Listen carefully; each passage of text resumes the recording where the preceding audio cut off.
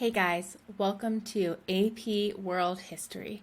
My name is Miss Sinclair, and today we are going to be continuing to learn about Unit 1. We are continuing on our topic 1.1, and last time we learned about the Sui, the Tang, and the Sung dynasties. Today we are going to be talking about new societies in East Asia. So let's get started.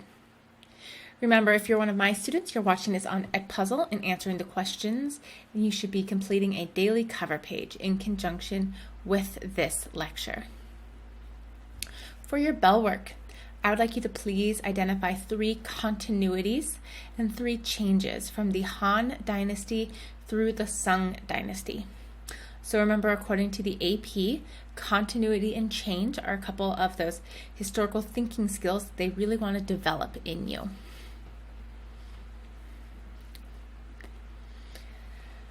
Today, we are learning about new societies in East Asia. So this is part of topic 1.1. So remember, these topics align with the AP course description. So out of topic 1.1, today we are going to be addressing the second objective, explain the effects of Chinese cultural traditions on East Asia over time. So, get ready. Remember, I recommend that you take lecture notes in whatever format works best for you. I recommend that format include handwriting the notes, but that's up to you. You're not turning those notes in. So let's begin by talking about Chinese influence in general. So we call this process scenification. So scenification is simply the adoption of or interest in Chinese culture.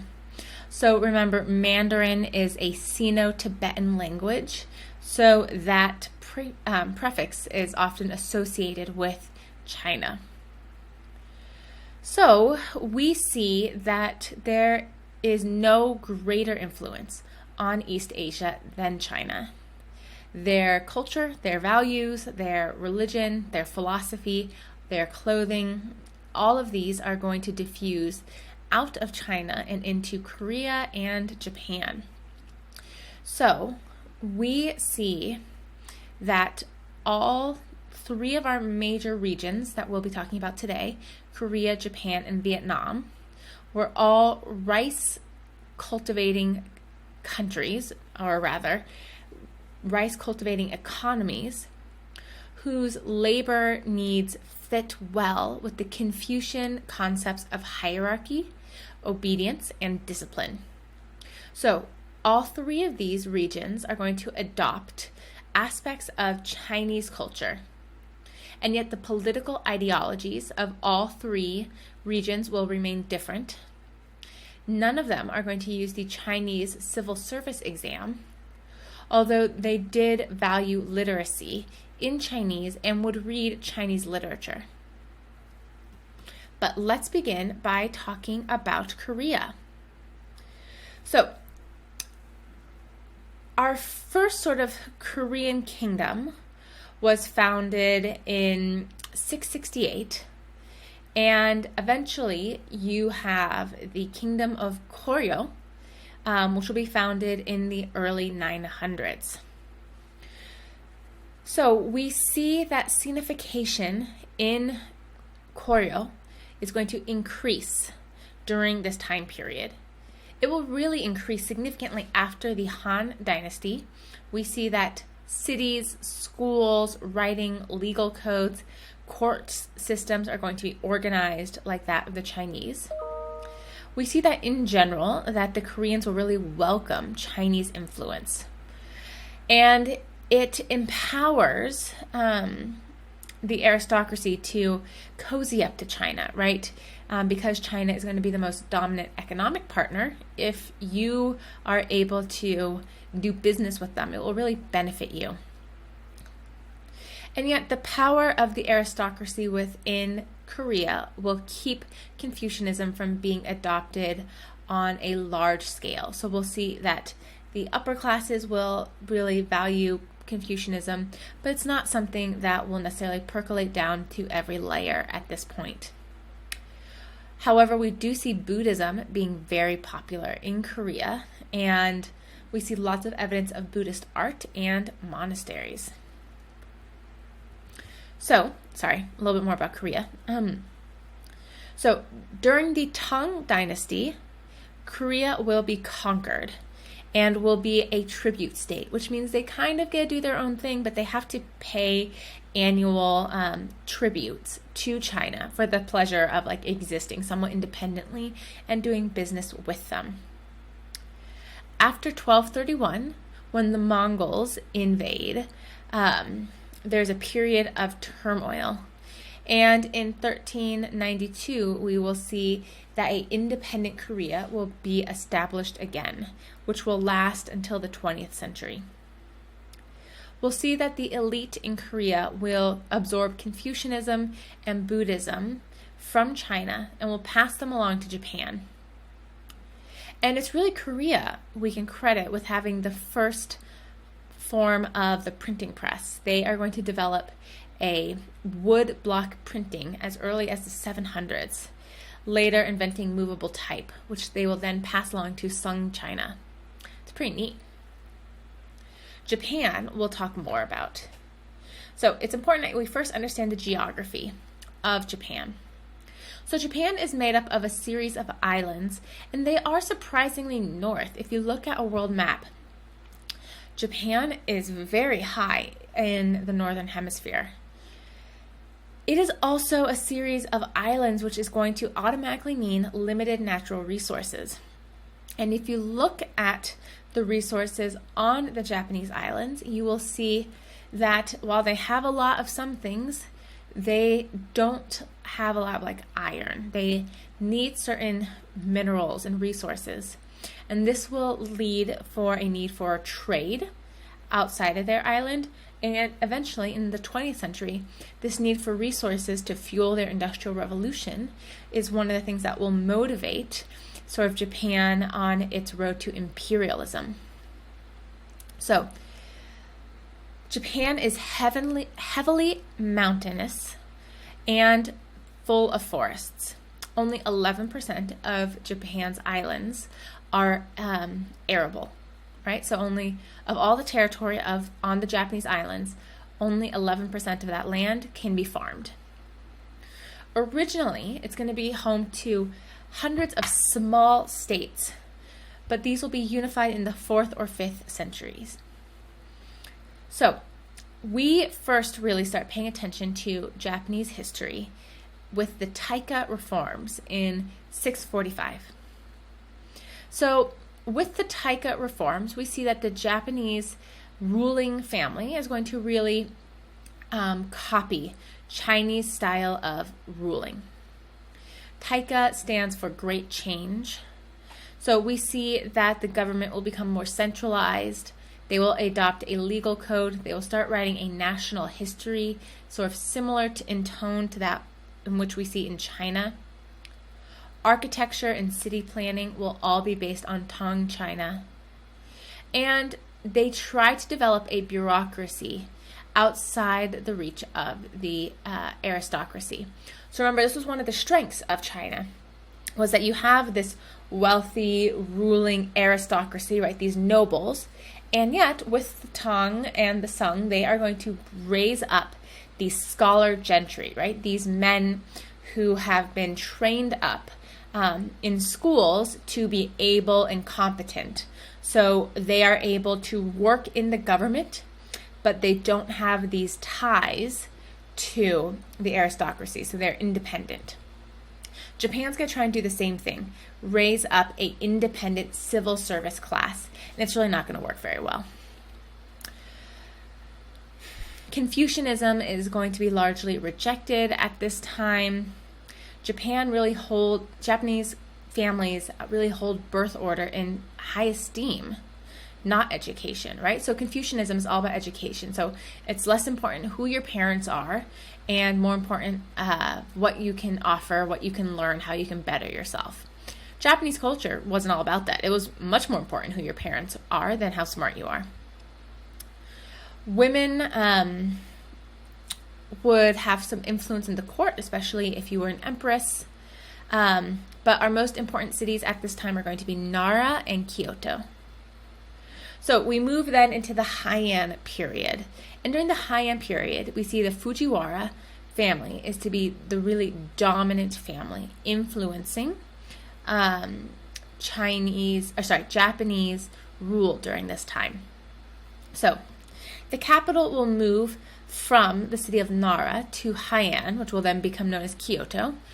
And during the Heian period, we will see that Chinese influence will decline. In 838, Japanese embassies will be closed in China. The Taika reforms will be abandoned, and a uniquely Japanese culture will really begin to be cultivated and encouraged. So, the power of aristocratic families will really increase during this time, specifically the Fujiwara family. So, they will eventually give power to local lords to gather funds, and eventually they will lose control of Japan because they gave away too much of their power in an effort to get money. So life in the Heian court is going to be extremely sophisticated, right? It's all about certain codes of behavior. It was very much about sort of aesthetic enjoyment. So this was considered a literary golden age. Lots of poetry, novels, love notes are written during this time and shared out, right? You'd have a party and read poetry to each other. Both men and women participated in this sort of literary revolution. For example, The Tale of Genji is considered one of the first real novels, and it's written by a woman. And the growing isolation of the court provided opportunities for regional lords with more military orientation to seize effective control of Japan. So during this time period, right, the royal court is more focused on parties and poetry and the cherry blossoms than they are on actually governing. And that's going to lead regional lords to take more and more power until they become a huge threat. So this leads in to the feudal period of Japan.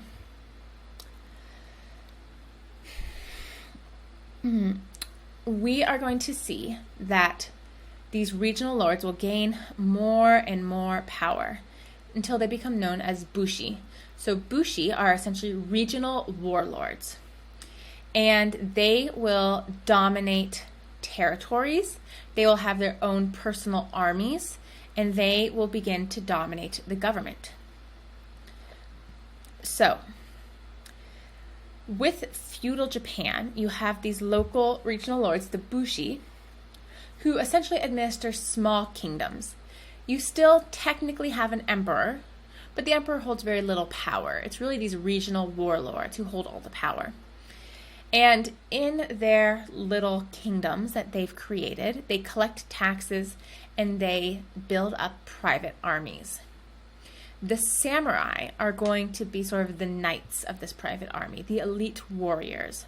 They are armed military troops who are loyal warriors to the bushi. So during this time period, martial arts are really esteemed and encouraged. And the code of Bushido will be developed. This is essentially a code of chivalry for the samurai. It stresses family honor above all else and ritual suicide, sabuku, rather than defeat. Right? It's all about the proper ways to treat one another, and it's chivalry. There's a lot of similarities between feudal Japan and feudal Europe. We'll talk about feudal Europe later this unit. The serfs in this situation, the peasants, lose status and freedom throughout this process and are essentially treated like property by the local lords. So this is going to lead to more and more people converting to Buddhism. So sort of the native indigenous religious faith of Japan is going to be Shintoism. It's an animist religion, so there are spirits in which you want to honor. And as the peasants are more and more sort of abused and forgotten, they will turn to Buddhism, which offers salvation to anyone, regardless of status. The growth of Japanese feudalism means that the emperor's power is on the decline, until eventually the emperor holds almost no power, merely a title, and all the power rests in these regional warlords. This leads to the formation of our first shogunate, the Kamakura shogunate. And this is the first of one of many decentralized military governments that we will see in Japan. So you still technically have an emperor. He still lives in a palace. He has an empress. He collects taxes and has a fabulous life. But the guy who's actually in charge, who makes the decisions, who runs the military, is going to be the shogun. So during the Kamakura period, you have in the beginning the Genpei Wars, where the Taira and the Minamoto families fight over political control of Japan. In the end, the Minamoto family will be victorious and end up controlling the court. If you take art history, Ms. Sheets will talk about this civil war when you cover East Asian art.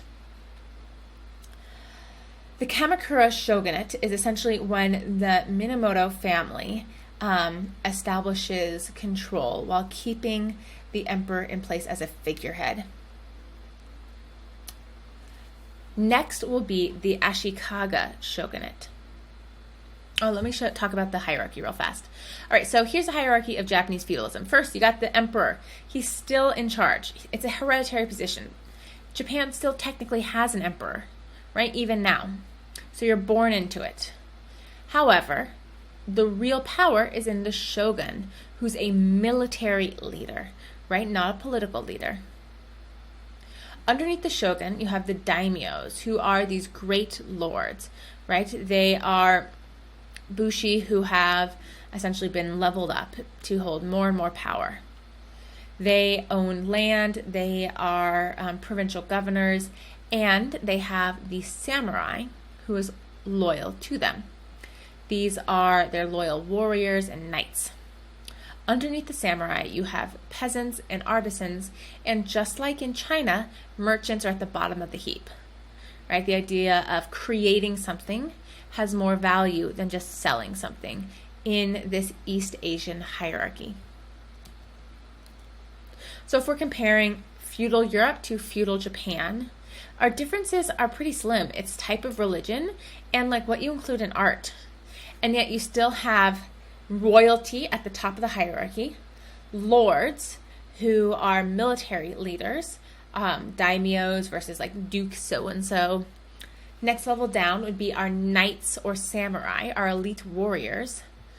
Both of these elite warriors have codes of honor in which they follow closely, and the peasants have almost no power and just work the land.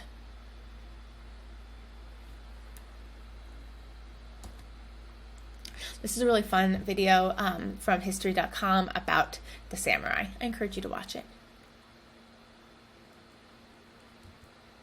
All right. So, wait, did I talk about? Apparently, I'm going to talk about the Ashikaga shogunate later. Yes, I'll talk about it next unit. So,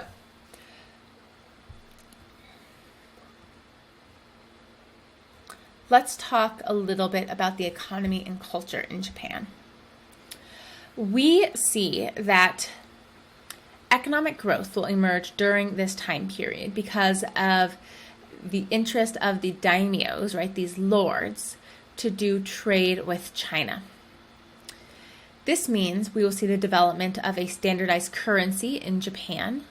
It will lead to an increase in guilds. Guilds are kind of like unions, right? They're elite clubs of artisans. So you might have like a blacksmith guild, a papermaking guild, right? These are skilled positions, and they work together to negotiate support for injured workers and families, and to make sure that no one undercuts each other's prices. We see that Shintoism and Buddhism will exist simultaneously in Japan. Remember, Buddhism is not a exclusivist religion, so you can be Buddhist and also leave offerings to the local kami, the local spirits in Shintoism. Zen Buddhism is going to exist much more prominently among the elite, and Mahayana Buddhism among the poor. Artistically, very simple, monochromatic, mimicking Chinese style. Okay, let me talk a little bit about Vietnam. So, geography of Vietnam, still relevant. Geography is always relevant. That's why we have you take the class. So, we see that they use wet rice agriculture in Vietnam. It makes it really easy for integration with southern China. We see economic and cultural assimilation between Vietnam and China during the Tang and Sung periods. And the elite in northern Vietnam will really model their culture after that of the Chinese. When the Tang dynasty falls, we see that these elites in Amman, that's the name of the region, will establish themselves as an independent state under the name of Dai Viet. And yet, then you will see China invades again. They invade a lot. Eventually, Vietnam will be made into a tribute state, and sinification will be forced on the people of this region. Confucianism, government structure, and contact through trade is happening, whether they like it or not. So a culture of anti-Chinese resistance develops, whether you are part of the aristocracy, the peasants, or even just like a woman, right? And we know in Confucianism, women do not have a lot of power. And yet everyone's like, stop trying to make us Chinese. We're not Chinese. So distance from China aids in resistance efforts. And we see that they eventually become independent by 939. Rivalries within the native Vietnamese ruling families will leave the Vietnamese distracted and oblivious to outside threats. And they will eventually be colonized by the French in the 19th century. We see one of the major exports from Vietnam is going to be a type of rice known as champa rice. So champa rice comes from southern Vietnam, and it actually is going to lead to a population boom in China because it has a higher yield and is a stronger and sturdier type of rice. Okay. It also grows really fast. So let's talk about Southeast Asia and the Khmer Empire. So the Khmer Empire is going to be in sort of what we consider Cambodia, Thailand, Laos, and southern Vietnam. It's going to be an incredibly powerful state in Southeast Asia, existing from 800 to 1431. Within it, we see art and culture being predominantly influenced by India. So in Southeast Asia, China is not going to be the dominant influence, but India will be. This is predominantly because of the Indian Ocean maritime system, which we're going to spend a lot of time talking about next unit. So that means you don't see a lot of Confucianism in this region, but both Hinduism and Buddhism will be very present and very dominant. So the city of Angkor Boré will be the capital. We see lots of major cities, right? So this is a country that has urbanized centers within it. We see that the court would continuously have to put down internal rebellions. And one of the things that characterize the Khmer Empire is going to be the building of monuments, specifically temples, Buddhist and Hindu temples. So a really famous one is Angkor Wat. You see I have it pictured here. It's going to be built in about 1122, and the entire temple region is about the same size of LA. It's huge. They will also build up infrastructure, reservoirs, canals, roads. So an effective government is going to invest in infrastructure to support their economy, their population, and this allows for the easy movement of the military throughout the region as well. Culturally, we see lots of festivals and celebrations, wrestling, horse races, fireworks. And we see that women are going to be incredibly dominant in commerce in this empire. Government-wise, the state will be divided into 23 provinces, and they will function with a very sophisticated bureaucratic system. But we see a decline between the 12th and 14th centuries with sort of this great Thai migration. It's unclear why so many people started leaving, but it was certainly intensified by Mongol action in China. So here's a picture of Angkor Wat. It's beautiful. I would love to see it one day. And let's do a couple practice questions, okay? So, source-based question. This one's on Japan. This word here is going to be imperial, right? Imperial. So take a few moments to read through this. I suggest you pause the video and you read through the source. Maybe read through it a couple times. Okay. First question. Are you ready? The passage above reflects the synthesis of